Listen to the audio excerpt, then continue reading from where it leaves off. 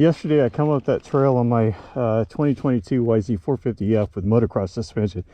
It was horrible. This suspension is so much better. It's got the Del Saggio spheres, and then I just had the shock revalved and put in the bladder kit. And man, it's so soft, but it's got great hold up too. So, wow, great ride.